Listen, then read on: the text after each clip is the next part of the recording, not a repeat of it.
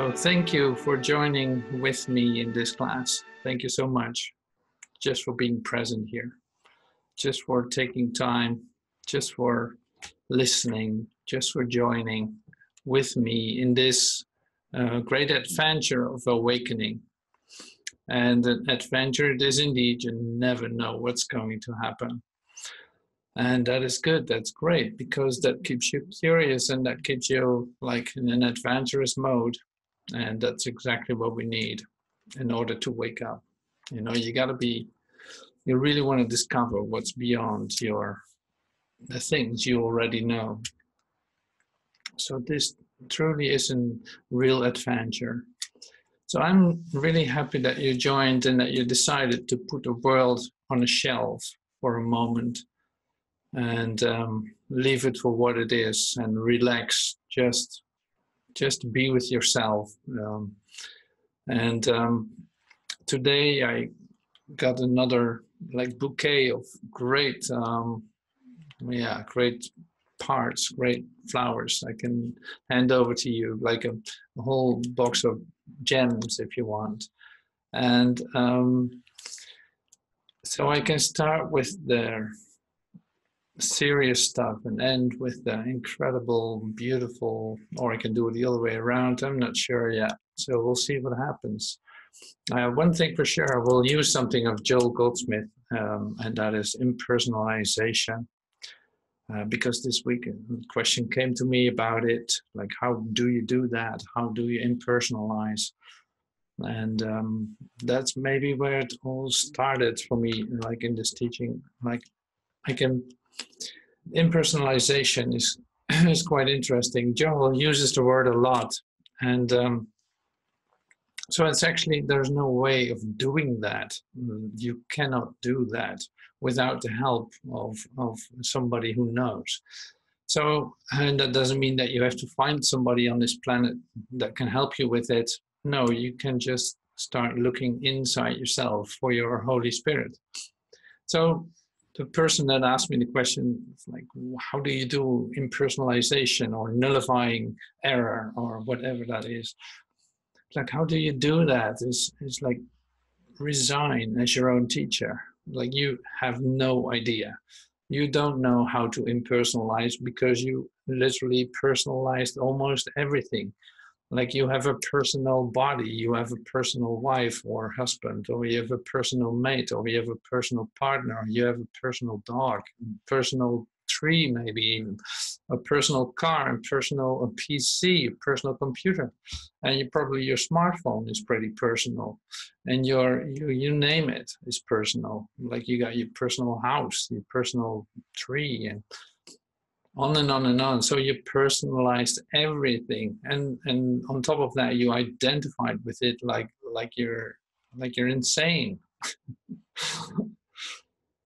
So yeah, how to impersonalize error? Yeah, good luck. You know, it's like you taught yourself into this. You taught yourself literally into all of this matter. Literally, you brought yourself into this matter by having real serious ideas and crystallizing all kinds of ideas into matter. How to undo that? Well, that's going to be a little bit of unlearning.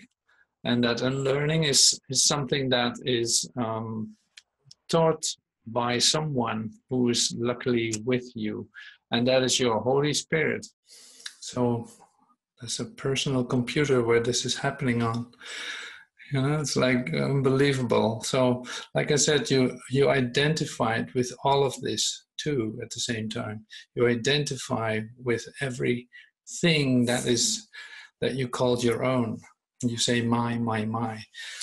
And so the impersonalization with that is taking place by your Holy Spirit, you know, and to connect it, you will have to create some space, but also you have to see what you're actually doing.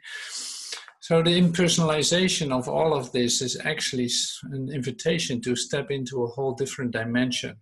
It's not happening here. You can't say, if you live in a world of good and bad and like a dualistic world, there is no way to escape out of that but by being transformed.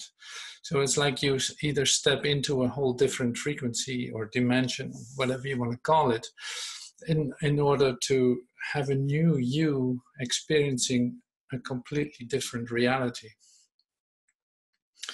And I found a little text from Course in Miracles that is like a review of a lesson, and I'll read that to you just to see what you're actually doing with your mind.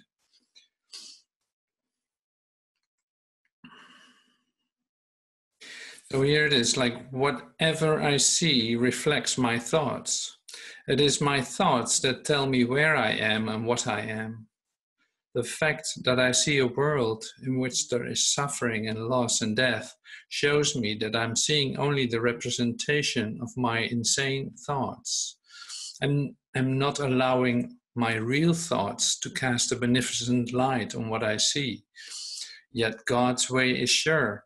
The images I have made cannot prevail against him because it is not my will that they do so. My will is his, and I will place no other gods before him. So whatever I see reflects my thoughts.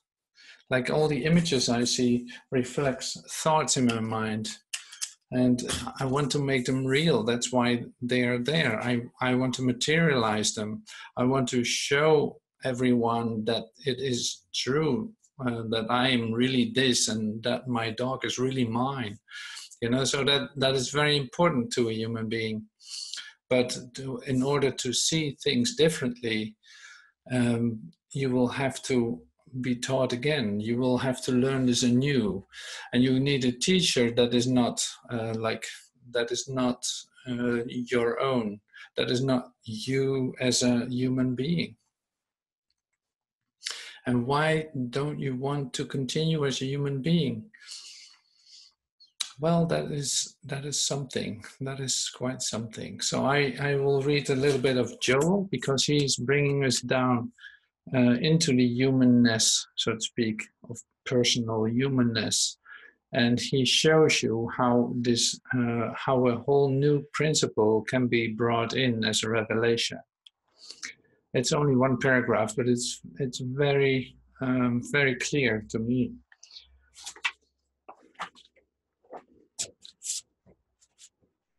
Okay, here we go.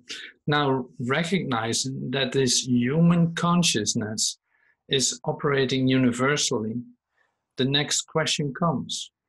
What power can we use to get rid of it? What power can we use to get rid of our human consciousness? This is a serious question. What power can we use to get rid of it? And then there's a whole, Joel spreads it out, so to speak. Atomic bombs fail to get rid of it. And prayer failed to get rid of it. And so we come to the next principle of the message of the infinite way, the next great revelation. And I really think, really and truly one of the greatest revelations ever given to the world. And that's this. This human consciousness is not a power. And the attempts to fight it, to overcome it, pray to get rid of it, or hit it with bombs, or even commit suicide with a revolver or poison is all nonsense. It isn't overcome by might or by power. If you're that evil that you want to commit suicide, you might as well stop it right now, because you will not overcome human consciousness by committing suicide.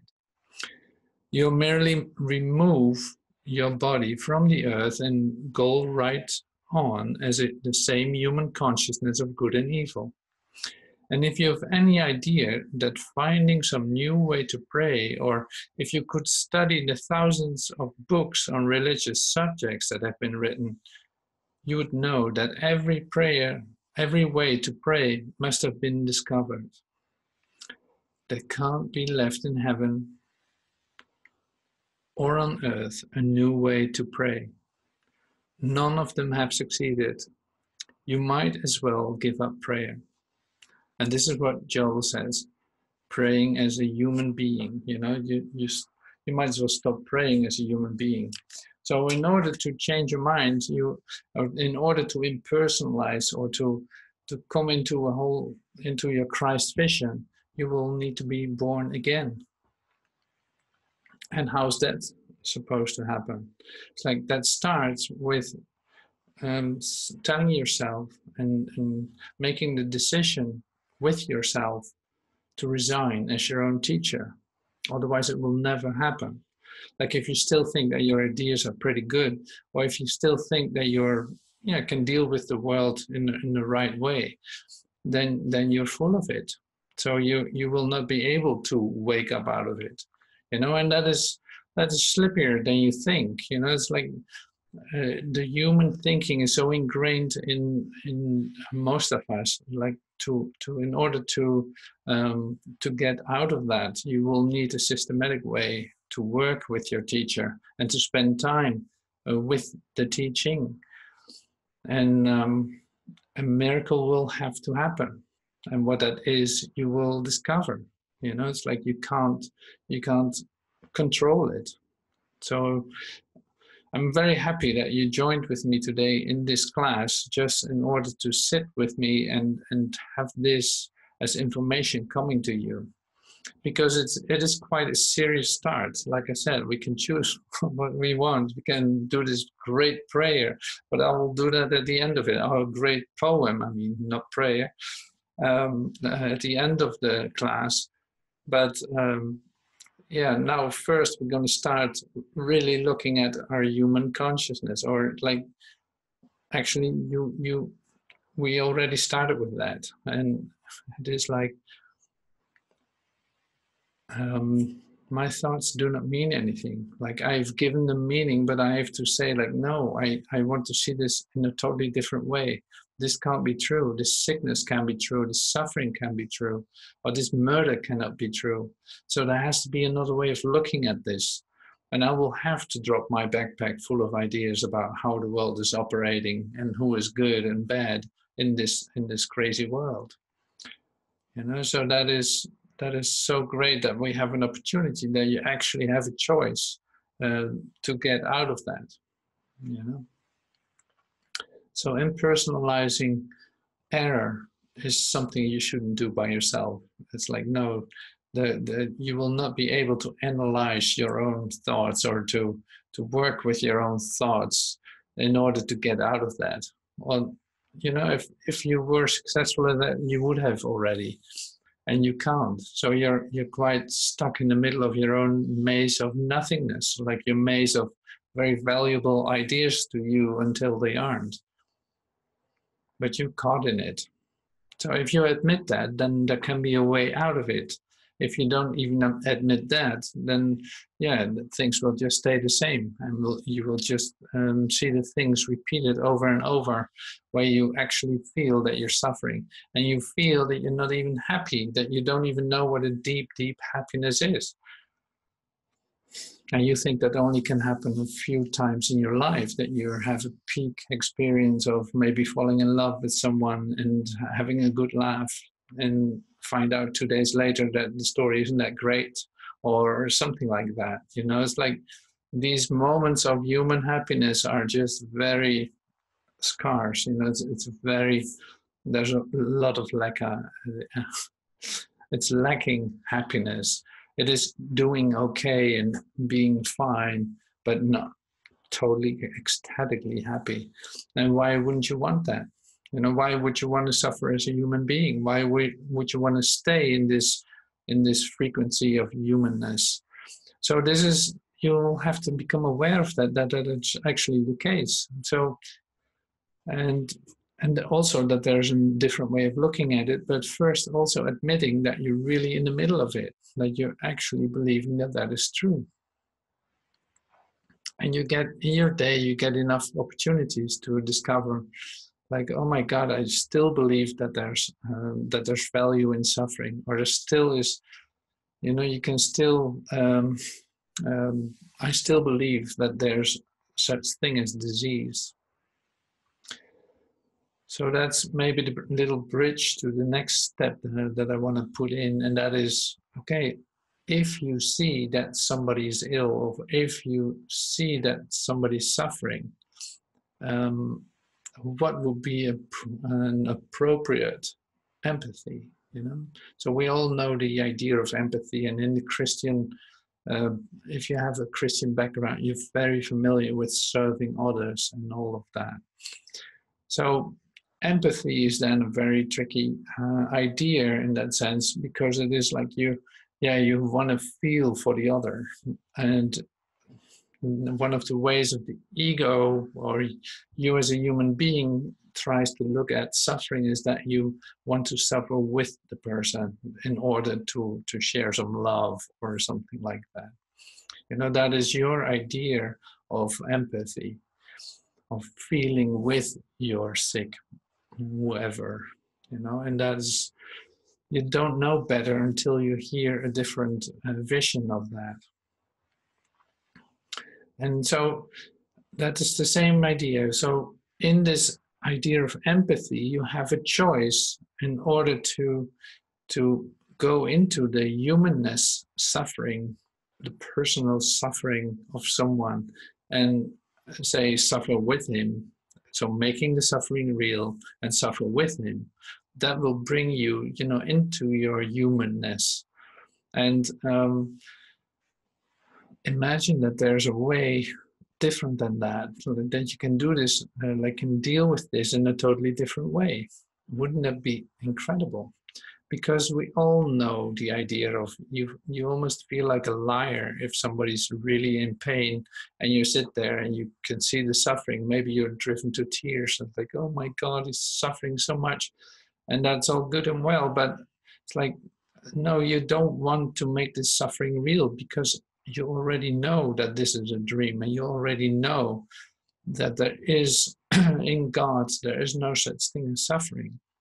So there has to be another way of looking at this, you know. And so that is what I want to offer in the next little part of A Course in Miracles, and that's chapter 16, True Empathy. And I love that part, so that's why I'm reading it.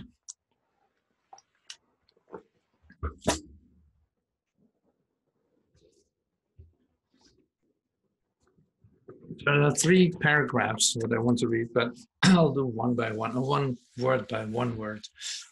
True empathy. To empathize does not mean to join in suffering, for that is what you must refuse to understand.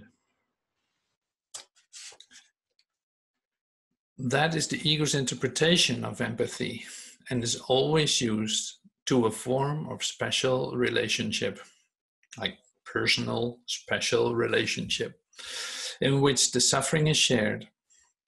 The capacity to empathize is very useful to the Holy Spirit, provided you let him use it in his way. His way is very different, and you might as well listen really carefully. He does not understand suffering. He would have you teach it is not understandable. When he relates through you, he does not relate through your ego to another ego. He does not join in pain, understanding that healing is not accomplished by delusional attempts to enter into it and lighten it by sharing the delusion. The clearest proof that empathy, as the ego uses it, is destructive lies in the fact that it is applied only to certain types of problems and in certain people. These it selects out and joins with.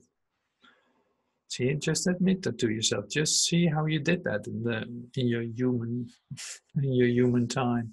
You selected certain people and joined with those. And it never joins except to strengthen itself, having identified with what it thinks it understands. The ego sees itself and would increase itself by sharing what it is like itself. Make no mistake about this maneuver. The ego always empathizes to weaken, and to weaken is always to attack. You do not know what empathizing means, yet of this you may be sure. If you merely sit quietly by and let the Holy Spirit relate through you, you will empathize with strength and will gain in strength and not in weakness. Yet of this you may be sure, I'll repeat that.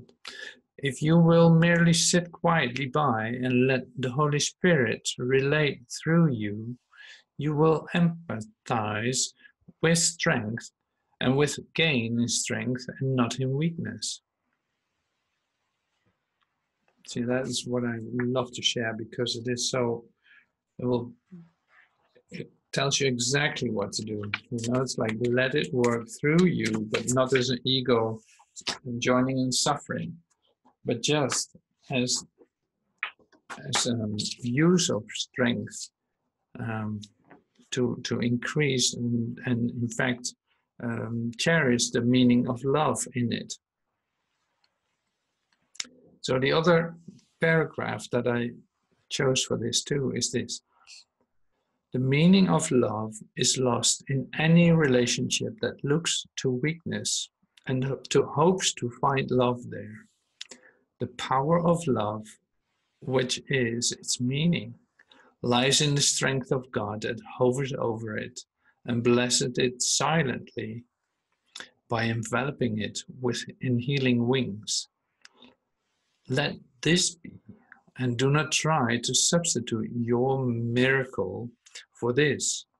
I have said that if a brother asks a foolish thing of you, to do it.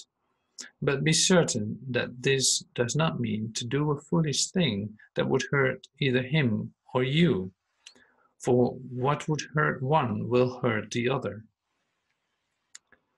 Foolish requests are foolish merely because they conflict, since they always contain some element of specialness. And only the Holy Spirit recognizes foolish needs as well as real ones, and He will teach you how to meet both without losing either.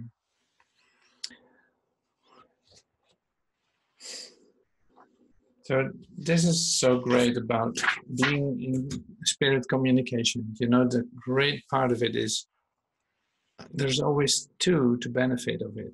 It's like the one that you're with and you at the same time.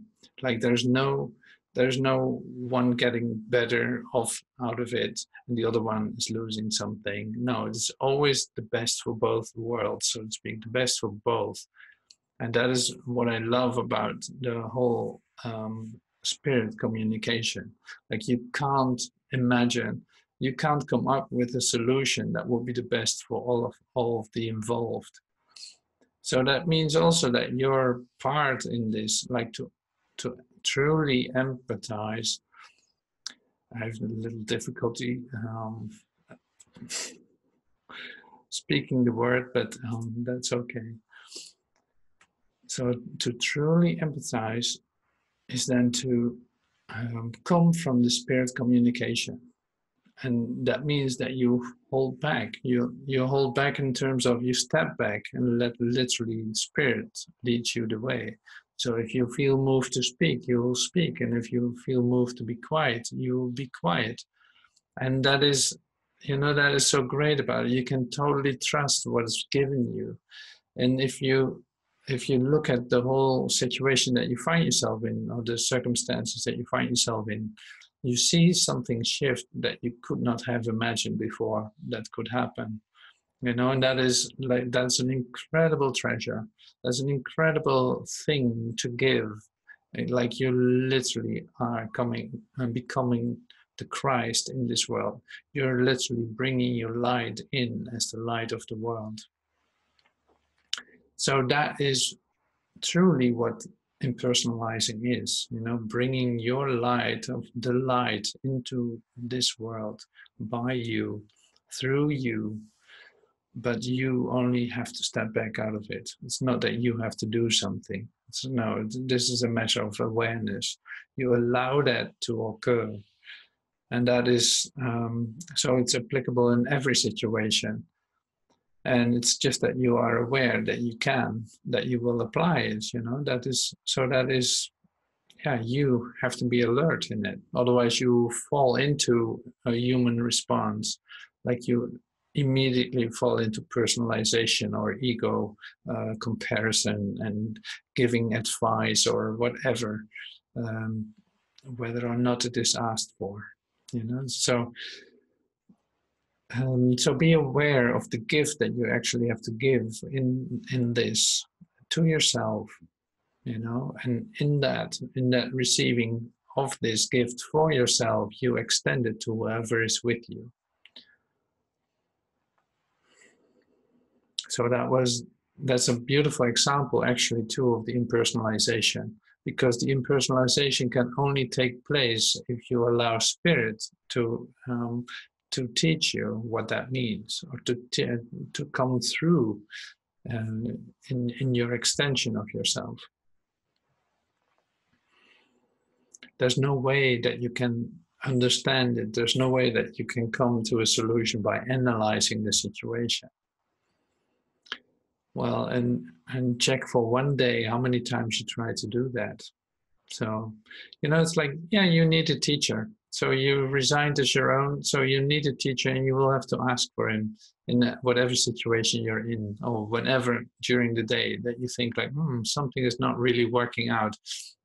See if there's another way of looking at this, or maybe I can have a little quiet time for myself to connect with my Holy Spirit again.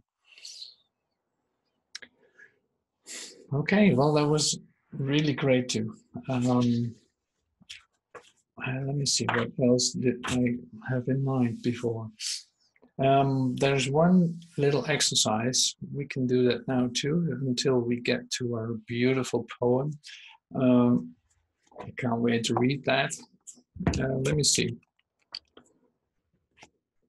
So there's in the way of transformation a simple exercise, and see if I can find it. Oh yeah, it's an exercise. So it's not a meditation. It's not a. You'll see what it is. Beloved friends, take a moment and just for the fun of it, practice making a simple decision. This takes no effort, since you do it all the time anyway. You're already a master of it. In this simple decision, observe the place you are now. If you're alone, or seem to be alone through the physical eyes, look at the so-called objects around you. Feel the temperature of the air. Hear the sounds that come through your ears. If you are with others, include your brothers and sisters in your observation. Decide to look upon all these things with perfect innocence. And say within the mind, which is to use the power of the mind to literally create perception. Simply say as you look at each object or person, I do not know what this is for. I do not know what my brother or sister needs. And realize that it is not necessary to know, to interpret, or to analyze. Your function is to bless creation with the reality of the love of Christ. And yet that blessing will hold no power until you return to the beginning. And the beginning is just that state of unknowing, of not knowing, of realizing your complete ignorance. For Christ does not store perceptions and knowledge. Christ, eternally in love with all that God is, merely opens, receives, and gives, knowing that that which is given comes not from him or herself, but rather through him or herself, from infinite mystery that I've called Abba, or Father. So this is a very simple exercise, and you can do it anytime. and you'll see that things will change. So you bless everything in innocence, with perfect innocence. So this is the same as the idea of true empathy. It's like true empathy, you step back and literally bless everything with perfect innocence. You come into your spirit guided response to the situation, and that is seeing everything in perfect innocence. Like in your eyes are being used by that, or your heart is being used by that. So that is a great way to extend yourself as the love that you are.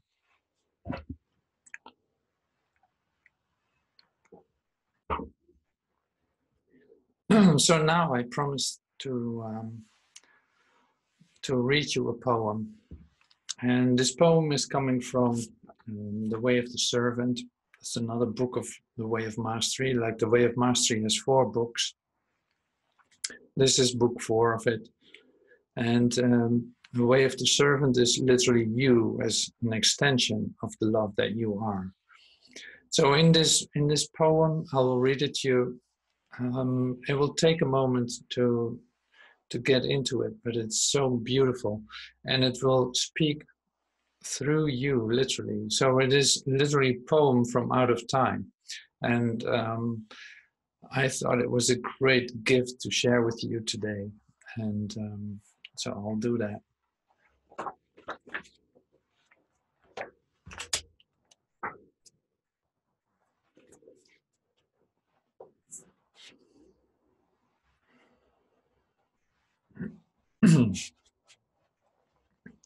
I am the firstborn of my Father, standing before all things.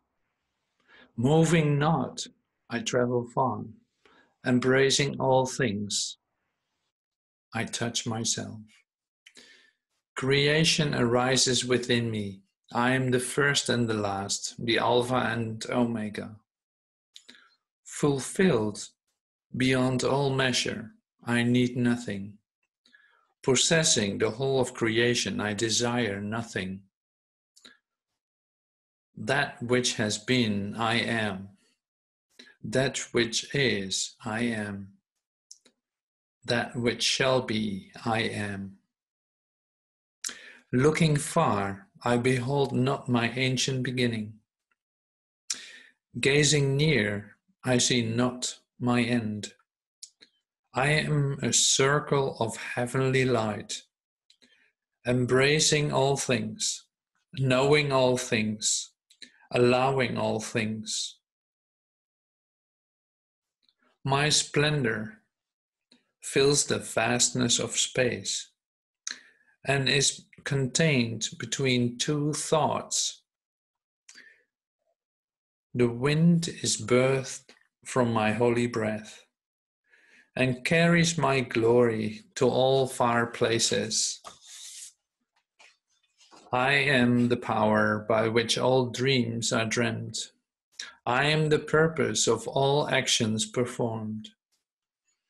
I am the way, the truth, and the life, and the whole of creation returns to the Father through me. I am the praying, the prayer, and the answer. I am the dream, the dreamer, and her awakening. I am the sin, the sinner, and the salvation. I am the vast ocean from which the dewdrops arise. I am the tear on the cheek of a newborn who brings me into form and time. I am the words before your eyes, the writer, and the one who even now reads. I am the one dreamer, bold enough to imagine the illusion of separation, and the one worthy of releasing the allure of sleep. I am simply that I am.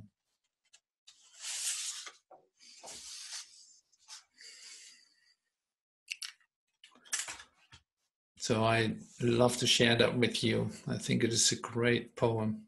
And if you want to read again what was in this class, you can find it on evhub.com, and it will be available as PDF, or yeah, you can read it and work through it again, or do your little exercise again, or read the poem if you feel like it. So thank you so much for joining with me in this, and I hope to see you soon. And thank you for now.